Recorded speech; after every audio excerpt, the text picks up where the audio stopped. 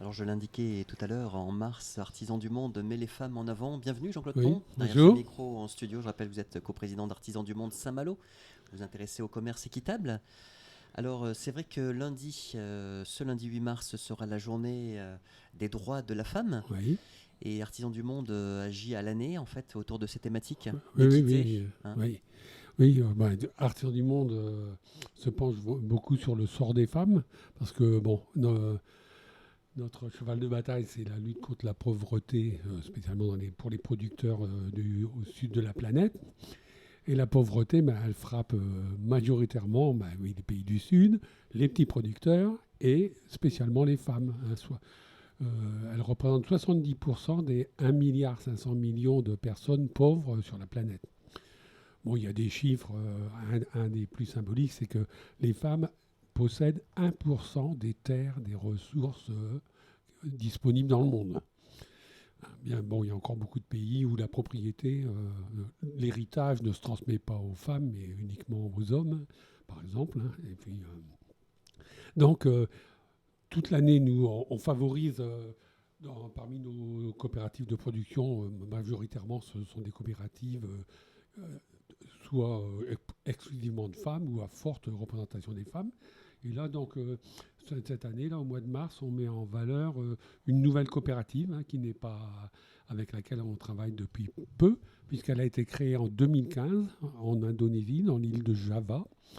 Alors, c'est une coopérative qui s'appelle KSP, ce qui en indonésien, ça veut dire travailler ensemble pour réussir. Et donc cette coopérative regroupe 1 millier de producteurs, à peu près, qui exploitent des petites parcelles entre un demi-hectare et 1 hectare. Alors leur production principale, c'est la fleur de coco, pour en tirer du sucre, le sucre de fleur de coco. Et puis elle complète aussi par d'autres productions de fruits, d'épices, etc. Donc, nous, Artisans du Monde, on commercialise donc depuis l'an dernier, je crois, le sucre de fleur de coco. Alors, je peux expliquer un petit peu comment ça se fait. Moi, j'ai découvert ça récemment. Il faut grimper en haut du cocotier et inciser la base de la fleur de coco. Et là coule une sève qu'on récupère. Et ensuite, cette sève, elle est chauffée pour obtenir un sirop. Le sucre de coco va cristalliser. Et puis après, c'est tamisé, c'est contrôlé, c'est en sachet. Il y a un petit atelier d'ensachage.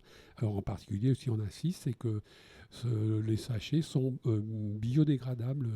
Ils sont constitués de papier et d'une seule sorte de plastique. Parce que le problème avec les emballages, c'est souvent qu'il y a des mélanges de différents plastiques et c'est pas possible de les recycler. S'il y a un seul plastique, de certains types, c'est possible. Voilà. Donc, et surtout, dans le commerce équitable, ce qui est intéressant pour ces femmes-là, c'est que, par exemple, déjà, elles ont un salaire qui est de 40% supérieur au salaire moyen sur cette île de Java. C'est pas négligeable, hein. Oui, donc au niveau personnel, ça leur permet de se financer quelquefois d'autres activités annexes, par exemple, de scolariser plus facilement les enfants, parce qu'il y a toujours un coût de scolarisation. Et puis après, ce qui est important toujours, c'est que dans le commerce équitable, en plus du salaire qui est versé directement au producteur, il y a la prime qui va à la coopérative. Alors cette coopérative, en plus déjà, elle travaille beaucoup aussi sur les enfants, par des bourses pour aider à la scolarisation, des jardins d'enfants et des orphelinats aussi. Un jardin d'enfants, l'avantage, c'est que les enfants sont gardés pendant que les mamans Oui, ça travaillent permet aussi. aux Ouais. enfants, aux mamans de travailler. Oui, aussi, je ne l'ai pas dit tout à l'heure, mais par exemple, la cuisson pour faire ce sirop de sucre se fait beaucoup à domicile. Le salaire et puis les primes ont permis à ces personnes, à ces femmes de rénover leur maison, spécialement la cuisine, pour qu'elles puissent travailler à la production directement chez elles. Puis en plus, il y a l'aide à garder les enfants, à les scolariser. Sur le plan logistique, oui, ça Ouais, facilite les choses. Ouais. c'est vraiment important pour les femmes parce que la double journée, voire la triple journée, le ménage, le travail, les enfants, ça a besoin d'aide. Mais cette prime, elle sert aussi à rénover les routes de cette région qui sont Oui. en mauvais état. Achat de motos, par exemple, pour permettre aux petits producteurs les plus éloignés de pouvoir transporter leurs marchandises. J'oublie des choses, je ne sais plus. Formation, oui, de la formation à l'agriculture bio, à la gestion des déchets, etc.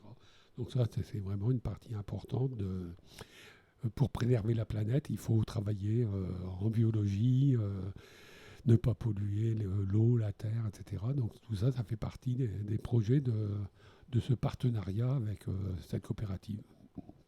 Et une coopérative, donc fruits et épices, vous disiez aussi tout à l'heure, hein, Jean-Claude Oui, Pont. oui, oui. Alors ça, c'est plus pour leur production, pour leur consommation personnelle, pour la vente sur les marchés locaux, hein, mais ça ne fait pas partie de ce qui vient en commerce équitable. Oui, d'accord. Nous, c'est le commerce équitable, c'est sur la production de sucre de fleurs de coco, avec cette coopérative. Donc de l'espoir pour ces personnes, pour ces femmes en Indonésie. Oui. Après, moi, ce que j'apprécie aussi, c'est que c'est une coopérative qui a été créée en 2015, qui vient d'être agréée par Artisans du Monde. Donc, il y a toujours des nouvelles coopératives et ça se développe. En particulier parce que nous, Artisans du Monde, on est capable maintenant on est sorti un peu d'une période difficile. On a plus de facilité de recruter de nouveaux producteurs, de lancer des nouveaux produits, etc. Donc c'est bien pour nous, un certain dynamisme qui continue. Et donc ces produits-là, on va pouvoir les trouver à Saint-Malo notamment ? Oui, alors à Saint-Malo, je suis passé à la boutique hier, je regardais, on a bien en ce moment du sucre de fleurs de coco. Il y a du blond et du brun. Là, on n'avait que le brun, mais je pense que dans la prochaine commande, le blond sera là aussi. Et la boutique, elle est située, vous nous rappelez ? Oui, 13 rue de l'Abbé Huchet. Alors, c'est vrai que je redis encore, en ce moment, il y a quand même des difficultés. C'était le sujet de ma chronique de la semaine dernière, mais il y a des difficultés d'approvisionnement entre l'Asie, l'Europe, etc. Donc, quelquefois, on a des ruptures de stock, de commandes. Mais les personnes peuvent commander quand même et on prend leur nom et puis on les appelle quand c'est livré. Oui. Mais là, par exemple, on a une variété de ce sucre. On a quand même beaucoup de choses en magasin. Et sur les marchés, Artisans du Monde, Saint-Malo est toujours présent ? Alors non. Depuis qu'on a ouvert la boutique, puisque la boutique est juste à côté du marché, on a arrêté de faire les marchés, ça fait 2 ans maintenant. Mais les gens ont suivi en fait la migration ? Une partie, oui. Et puis on a recruté de nouveaux clients aussi. Voilà. Vous sentez une appétence de plus en plus grande pour le commerce équitable ? Oui, je pense. Oui, bien sûr. Ouais. Bon, il y a encore de la marge, il faudrait que ça progresse. Est-ce que la crise sanitaire a fait évoluer la consommation ou l'intérêt ? Oui, tout ce genre de produits et de commerce de proximité, etc.